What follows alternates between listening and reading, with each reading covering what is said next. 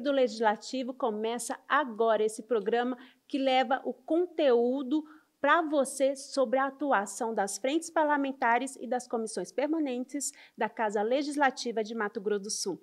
Aqui comigo está o meu amigo, colega que conduz esse programa, Paulo Radamés. É isso aí, Jana. Vamos para mais uma entrevista hoje. Isso mesmo, Paulo. E hoje nós vamos falar de um tema bastante discutido, né, Paulo? Tema que vai além do Brasil, eu diria. Exatamente, que é a rota bioceânica. E aqui com a gente, para falar sobre isso, o deputado Zeca do BT. Tudo bem, deputado? Tudo bem. Prazer, uma satisfação, um orgulho enorme poder conversar com vocês e, portanto, conversar com muita gente que com certeza vão nos assistir nessa conversa que vai ser agradável.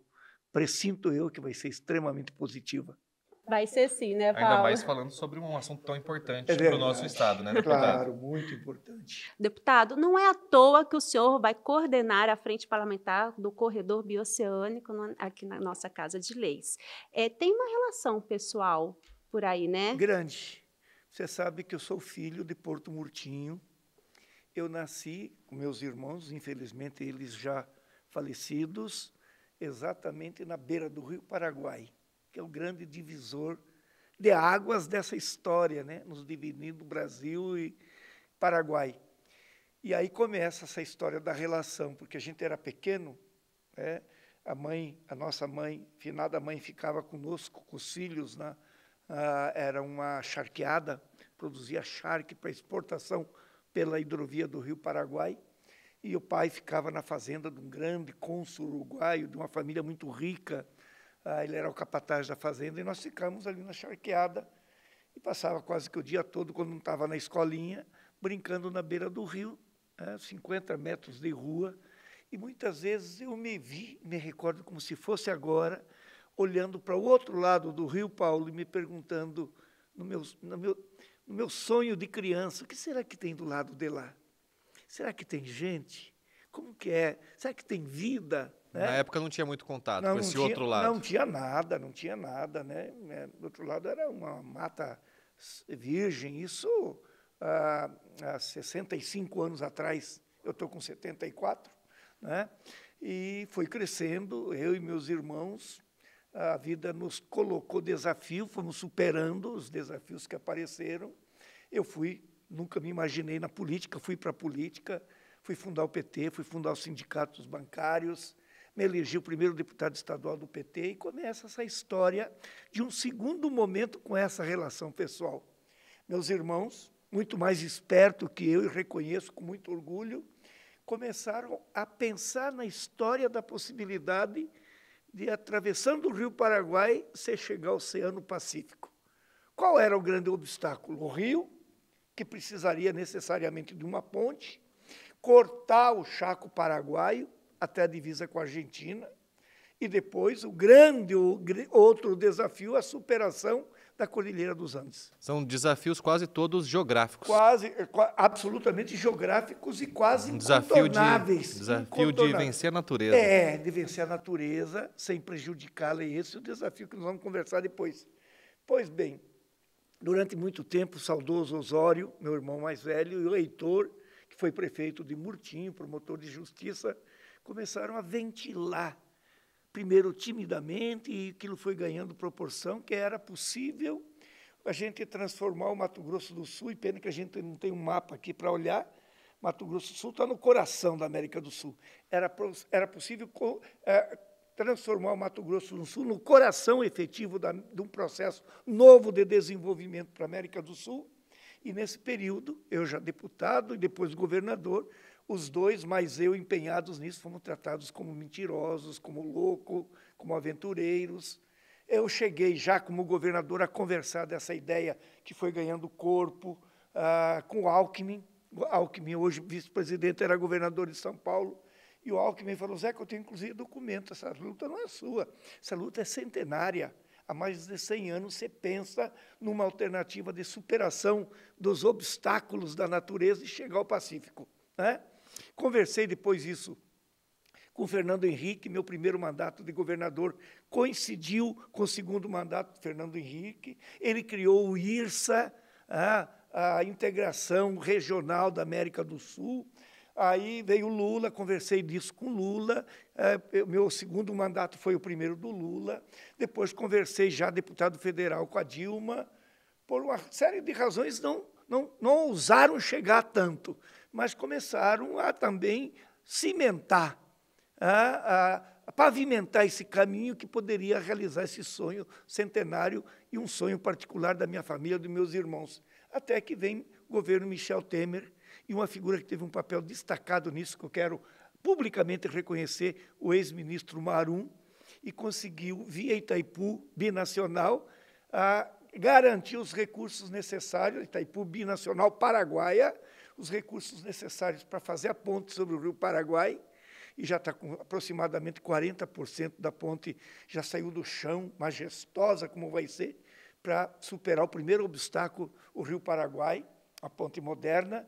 O Paraguai também, com recursos dele, da Itaipu Binacional Paraguaia, rasgou o Chaco no meio, já chega com asfalto quase na divisa com a Argentina. Na divisa com a Argentina vai derivar mais à esquerda para ir até uma belíssima cidade que um dia vocês vão conhecer, chamada Salta. Salta é uma cidade argentina, no noroeste argentino, na pré-cordilheira dos Andes, cidade europeia, lindíssima, um vinho bom, um clima delicioso. Dali já se supera, porque é o menor obstáculo para atravessar a cordilheira e, portanto, chegar ao Pacífico. O que vai significar isso, Paulo? Vai significar nós encurtarmos em 7.500 quilômetros a distância para o mercado asiático. A China, a Índia... 7.500 quilômetros, a gente está falando do tamanho do Brasil, praticamente. Significa, sabe o que é isso? Esse encurtamento acho que é de a costa navio... brasileira. 7.500 quilômetros de navio em alto mar significa aproximadamente 15 dias a menos de viagem. Sabe o que significa, resumindo, para quem nos assiste? Aproximadamente 40% a 45% a menos no custo de transporte. Olha o grau de competitividade que é essa ideia que surgiu há 100 anos, que meus irmãos tocaram, sendo taxados de maluco, de louco, de sonhadores, de mentirosos, está se viabilizando. Isso vai permitir nós poder ser altamente competitivo no mercado internacional, e é lá na Ásia que está aqueles que compram aproximadamente 60%. Mato Grosso do Sul já inclusive, né? 60% do que nós produzimos de grão, soja, milho e carne, particularmente, a chamada produção do agronegócio, mas também vai permitir a integração, Janaína, da cultura, da culinária, das tradições, da história, vai permitir, com certeza, ao longo desse processo, superar o estado de pobreza que esse sertão, esse interior da Argentina, do Paraguai, do Chile, e nós aqui também vivemos. Olha a simbologia, o significado histórico do que nós estamos construindo. Então, deputado, essa questão da integração que o senhor acabou de mencionar, né? A gente sempre... o senhor também mencionou aí Porto Murtinho, a sua cidade originária. A gente sempre tem no nosso imaginário Porto Murtinho como uma parada, um destino final, né? Dessa infraestrutura, dessa logística sul-mato-grossense. Só que agora vai estar integrado, né? Vai ser o portal de entrada. Não vai ser mais o destino final, vai ser o portal de entrada. Por ali se presume hoje aproximadamente, indo e vindo, aproximadamente 1.000 caminhões por dia. Fora os portos que estão saindo em Porto Murtinho, que vai aproveitar a hidrovia do Rio Paraguai, porque o Rio Paraguai, depois de um período de estiagem prolongada, recupera o nível de água necessário para a navegação. E tem, só este ano, o único porto que funciona lá, moderno hoje, fala em exportar, embarcar aproximadamente 2 milhões de toneladas de soja e de milho. É isso que eu quero saber. A região está preparada para receber essa mudança drástica que vai acontecer? As regiões, né? As regiões, na verdade. Né? O que a gente pode fazer, o que o senhor também já está pensando para preparar Porto Murtinho a receber 1.000 caminhões por dia, por exemplo? Inteligentíssima e oportuna pergunta de vocês dois. Evidentemente que isso tudo que eu contei, que nós estamos conversando, e quem nos assiste escutando, vai ter um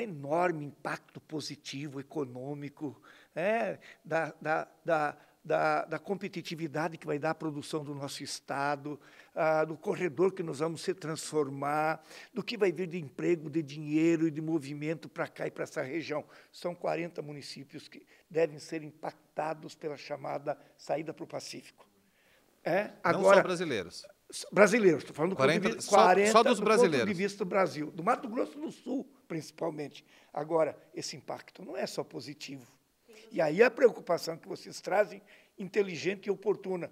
Nós temos que tomar cuidado com os impactos negativos social, ambiental, problema da exploração de mulheres, de crianças. E eu, preocupado com isso, na Assembleia, como deputado estadual, que, modéstia à parte, minimamente conheço isso e sei o que vai desdobrar, levantei uma questão de ordem e pedi para desarquivar a proposta que tinha na Assembleia de uma frente parlamentar, assumir a coordenação e, dia 21 agora de setembro, nós vamos empoderar, dar posse, vamos dizer assim, empossar a frente parlamentar para que possa exercer suas atividades, trazendo para dentro da Assembleia esse debate que tem que ser do Legislativo também.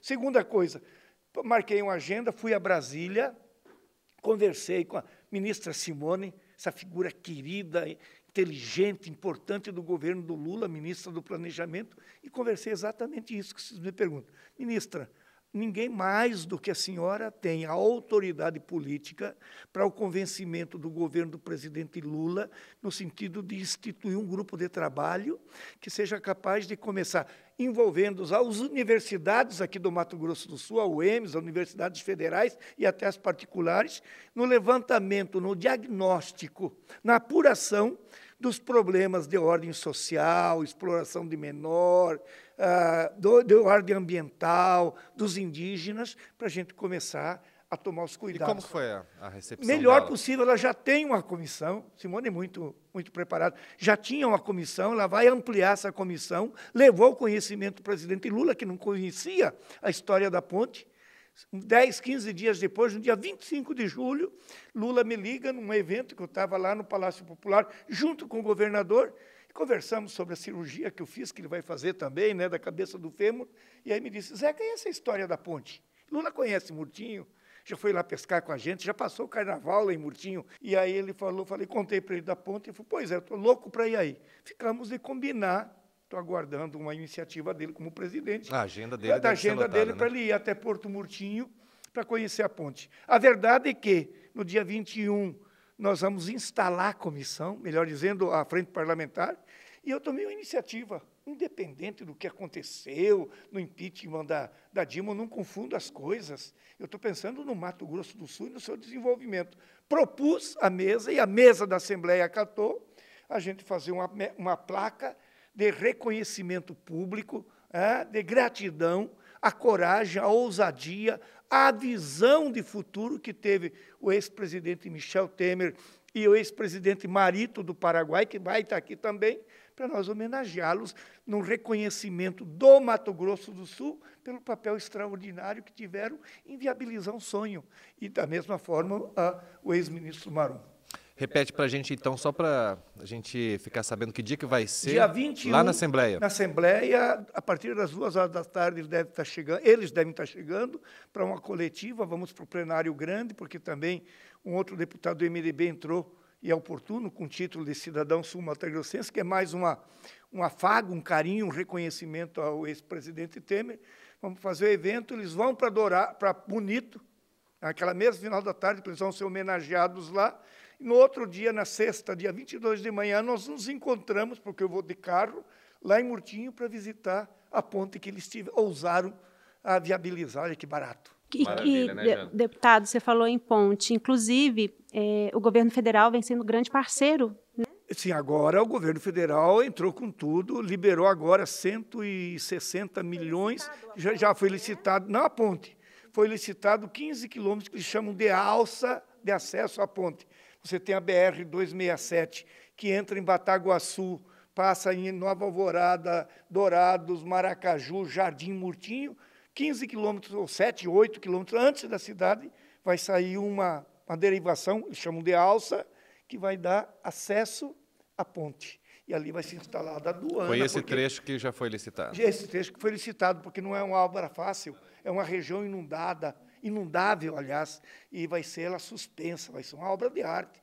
E lá no local da ponte, no acesso à ponte, o dinheiro também está previsto para a instalação de toda a estrutura alfandegária, né? Porque vai ter lá a Polícia Rodoviária Federal, vai ter lá a aduana, vai ter tudo isso para... Vai ter toda uma fiscalização. Toda uma fiscalização que não pode ser burocrática, tem que ser ágil, para os caminhões chegar, receber o carimbo, ser fiscalizado e ir embora para o Pacífico. Deputado, você falou das regiões, né, que vão ser impactadas. Campo Grande, a capital. Com certeza, inclusive já tem movimentos aqui na periferia por onde deve ter o maior fluxo desse movimento de carga e de gente, para ver que reflexos que também vão ter a partir daqui, descendo para Aquidauana, Cidrolândia, Maracaju, Nioaque, Miranda, isso tudo vai ser aqui de Jardim, Guia Lopes, Bonito, Bela Vista, Caracol, Porto Murtinho. Olha que barato. Agora, Janaína e Paulo, imagina vocês que além dos caminhões carregados com os produtos do agro, que nos vai permitir a entrada de receita, manter o equilíbrio da balança comercial.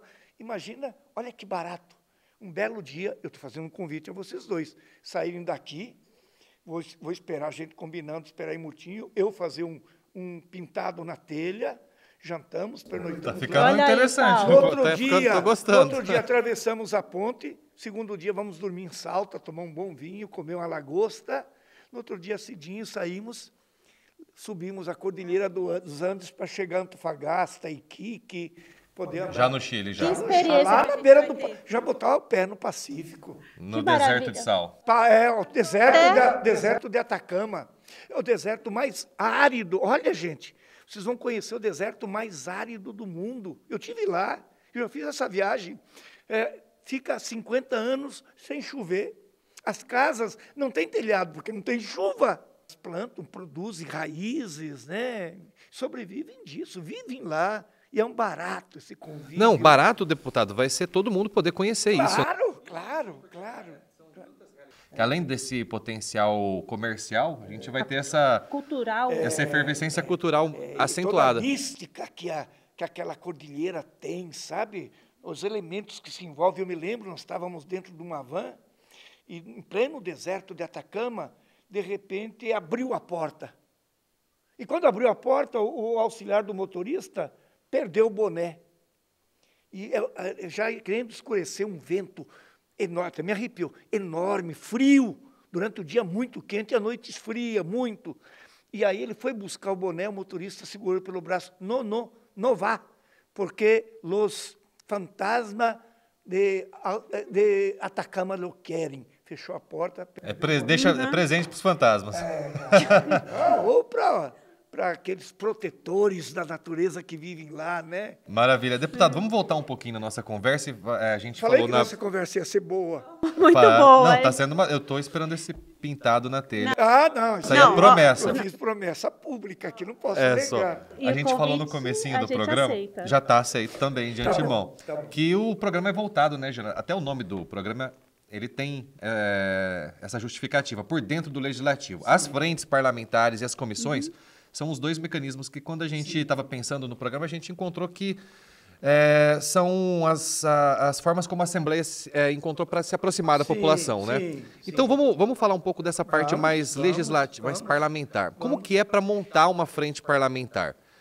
Quando você pediu para desarquivar esse projeto que existia lá, você já tinha em mente quem você ia convidar? Não, aí o pessoal, aí os deputados se inscrevem, os que tiverem interesse. Parece que para essa frente se inscreveram em torno de 20. Eu até tenho que começar a do corredor bioceânico. Da rota, do corredor.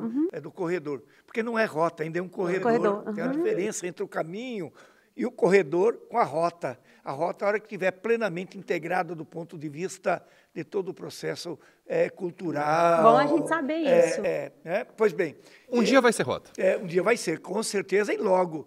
E aí eu fiquei sabendo que existia aquilo lá arquivado por um deputado que por lá passou. Eu pedi pela ordem, uma sessão daquela, falei, presidente, eu gostaria de pedir pela ordem para solicitar que a frente parlamentar já existente, aprovada nesta casa, porque é aprovada, está desativada. Eu gostaria de puxar para ativar, que eu quero, se me permitir, assumir a coordenação. E passou a funcionar. E é um instrumento, você foi também, de novo, muito, vocês dois felizes, são dois instrumentos que democratizam o debate, permitem o acesso de setores da população, da sociedade, para dentro da Assembleia e, portanto, trazer junto com ela o debate dos grandes temas que também tem que ser motivo de preocupação da Casa Legislativa.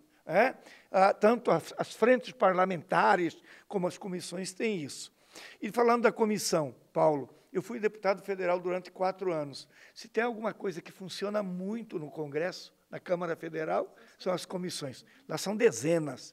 E eu fico muito contente, porque eu vejo, não que eu seja o responsável, não, longe disso, eu vejo que nesta legislatura, pelo menos não conheço as outras, eu fiquei 30 anos, né? Eu fui deputado em 90, 94, 94, 98.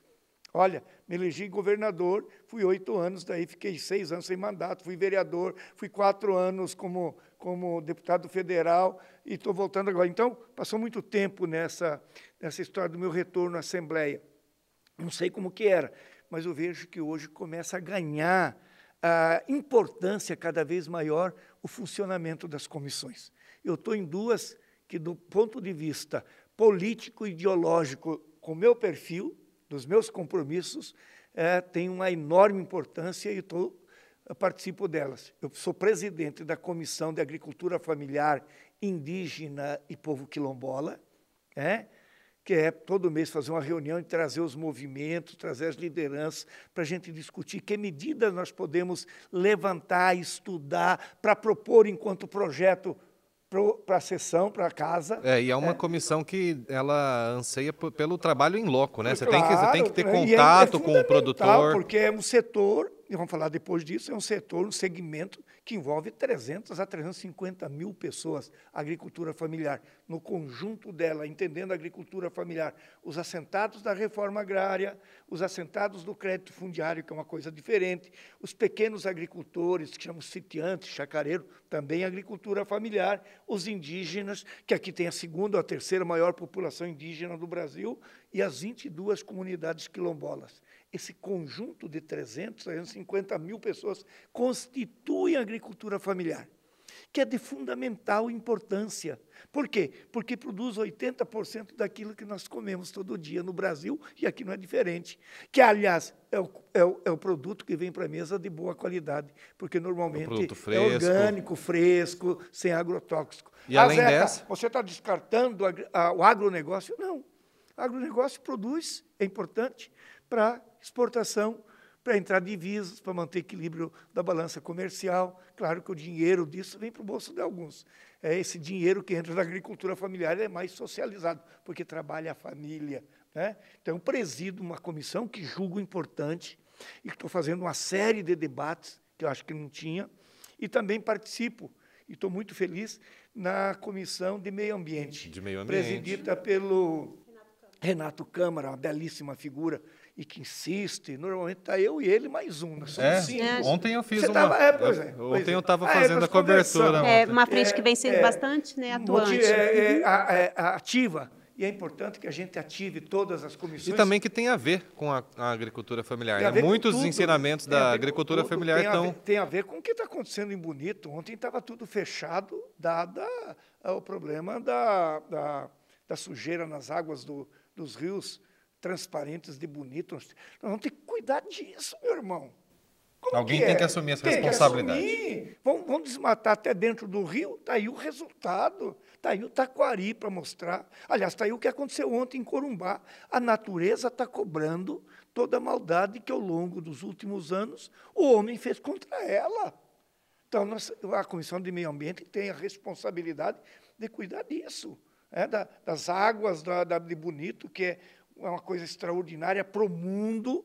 Tem que cuidar do problema aqui dos morros de Aquidauá, no Paxixi. Lá em cima estão plantando, derrubando tudo lá em cima do morro para plantar soja. Olha até onde que os caras vão. Resultado, chega a chuva, aquela enxurrada de lama, desce os morros, vão lá tocar prejudicar a vida dos quilombolas que estão do lado, prejudicando o que eles produzem. E quando era deputado, eu e o saudoso Amarildo e o Vander botamos patrulha mecanizada, botamos farinheiro, eles produzem uma farinha de especial qualidade. Estão acabando com isso. Não podemos admitir. Deputado, isso tudo entra, né, dentro da preocupação da rota bioceânica, né, que com certeza, essa população ambiental, também vai ser beneficiada, vai ter a oportunidade de exportar os seus produtos. Deputado, como que a frente ela vai atuar junto com o governo do estado, com o governo federal, para estar desenvolvendo esse trabalho? A frente não foi instalada ainda, não, né? A gente já ficou sabendo que vai ter uma cerimônia no dia 21, mas eu imagino que o senhor já tem aí um plano de ação. Nós temos na medida do necessário, ou seja, a frente tem a responsabilidade fundamental de trazer para dentro da casa esse debate. Trazer o debate e acompanhar o que vai acontecer lá, do ponto de vista do que vai incrementar na economia, mas muito especialmente que prejuízos que eventualmente pode trazer, o que nós podemos fazer, nos antecipando os prejuízos para que não ocorram a exploração de criança, a prostituição de menores, o problema com os indígenas no Paraguai. Nós vamos poder nos associar ao governo paraguaio nesse debate, nós vamos poder fazer um contato com o governo federal, vamos ter autoridade para fazer esse debate com o governo do Estado e buscar políticas públicas que sejam capazes de diminuir esse impacto, se possível anular, para que a gente tenha o melhor resultado possível no aproveitamento desse negócio extraordinário que chama Saída para o Pacífico. Sensacional, né, Jana? A gente está acompanhando hoje aqui uma entrevista com o nosso deputado Zeca do PT, que também é o nosso ex-governador de Mato Grosso do Sul. Desde essa época, na verdade, até antes, ele já falou para a gente, já sonhava com o tema dessa entrevista de hoje, a Rota Bioceânica. E agora se tornando realidade. Se tornando realidade. Você sabe, Paulo, você me fez lembrar, Janaína, eu logo que assumi o governo, meus irmãos, que já morreram, o Heitor e o Osório, articularam com várias lideranças empresariais e políticos da Argentina, do Chile, da Bolívia, do Paraguai, uma viagem inóspita, com certeza, porque não tinha nada disso, era um trilheiro do Chile até Porto Murtinho. Não sei quantos dias eles levaram. Eu sei que, como governador, a convite dos dois irmãos, eu fui lá em Porto Murtinho, recepcioná-los. Fizemos um jantar, fizemos uma conversa, eles contaram a experiência na solenidade, foi muito legal. E, no final, um senhorzinho de idade, ex-senador da Argentina, e eu vou fazer essa citação para o Temer, estou antecipando aqui, falou em castelhano, as grandes obras, as sonham os santos loucos, as realizam os empreendedores natos, as usufruem o cidadão comum e as criticam os imbecis crônicos. Do cão, né? Magistral. Bem humorado. Bom, deputado, a gente vai chamar um breve intervalo e na volta tem mais esse bate-papo com o deputado Zeca do PT, falando aí da frente parlamentar da Rota Bioceânica da Casa Legislativa de Mato Grosso do Sul.